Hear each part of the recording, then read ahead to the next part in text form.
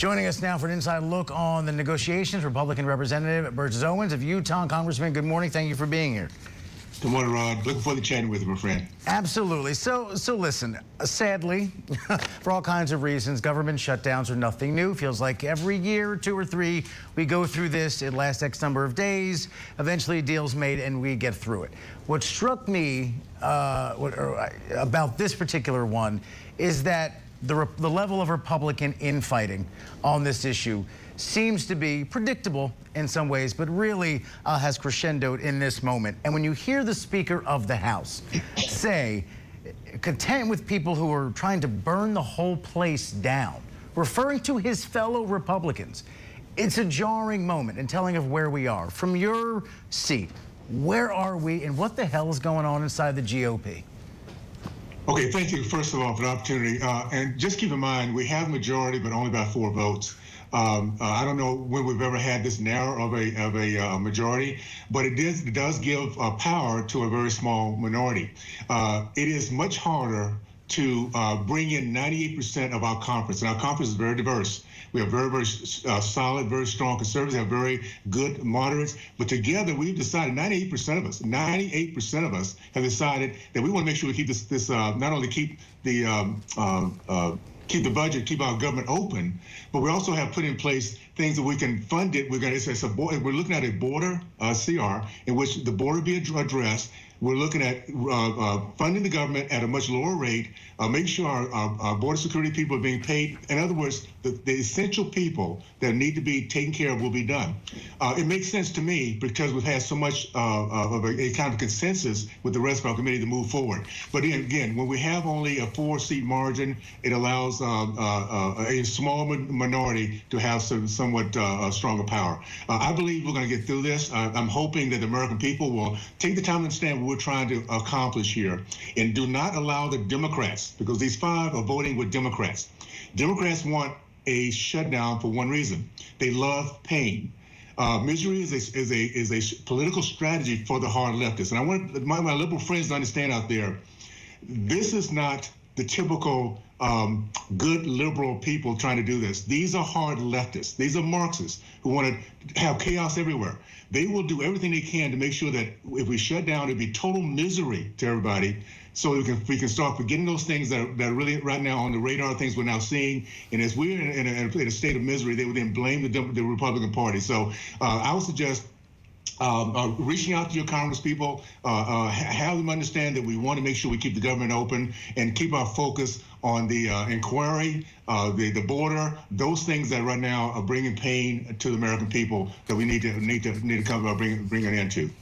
And Congressman, I hear you, but you know full well this, if there is a government shutdown, and what we're seeing right now, and this failure to get even basic rules votes done, which you don't see a lot, this is a Republican issue right now. The infighting is in your party. Speaker Nancy Pelosi had a thin majority too at one point, and there was never any drama quite like this. So the infighting is in your party. But since you brought up the Democrats, let me approach it from this way. Matt Gaetz also said something very jarring and telling about the state of where we are right now, that the idea here that Republicans, we could avoid this if Republicans and Democrats got together and passed something which would kind of put that vocal minority that kind of on the edge of this a little bit, could easily be done. The math is there. But Matt Gaetz said, Kevin, if you negotiate with the Democrats, I will pull the trigger and kick you out of office. So how is that a good faith effort? Are you interested in getting something done, or are you interested in just more political warfare while the rest of us kind of suffer? You need to ask Matt. Again, keep in mind, there's only 5. There's only 5.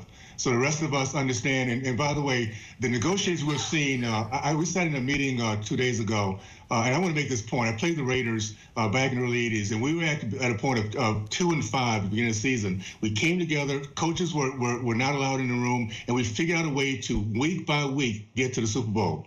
We got there because we came together, we stopped thinking about self and looked at our team, and we got it done.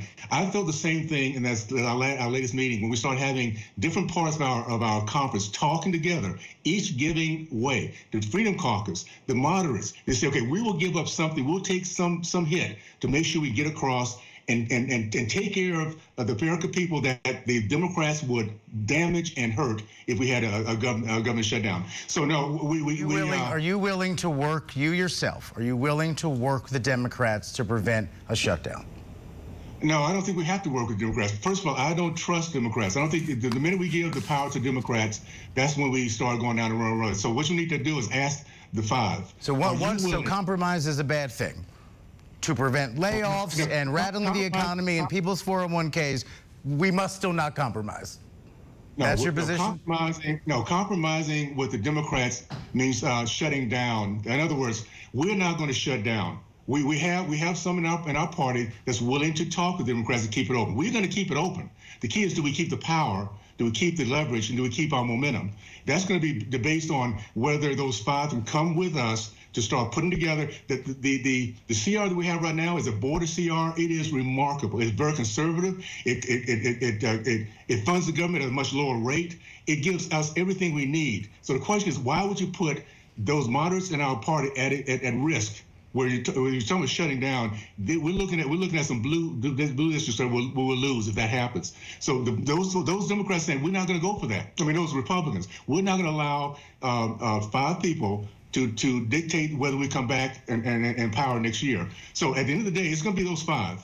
Everybody else, 98% of us have decided we know what it can get done to make this work. So, and we've come together with it. So it's just a matter now of one of those guys coming across and saying, let's push this thing through so we can move forward, keep the government open, and keep our conservative focus, make sure the border is looked at, make sure that we don't stop the inquiry. Those are things we need to keep in mind. By the way, a Democrat CR would take away all the things I just talked about. It will be a clean CR. We'll have none of the things, none of the transparency, none of the protections that we're looking at. So we have in place a strategy that will work if we can get, again, those five, one of those five to come across and work with us. Well, you have until the 30th. You have the 30th to do that, or there will be a government shutdown. The conventional wisdom is that we are headed toward a shutdown. Republicans will take the blame for it, and that's just kind of where we are. And your own speaker, speaker said, I'm working with people who rather burn down the house than get something done. And yet compromise still is a dirty word. It's remarkable. Republican Congressman, thank you so much. We're out of time. Please come back. I'd love to have continue the conversation. We're out of time. More news after this. Absolutely.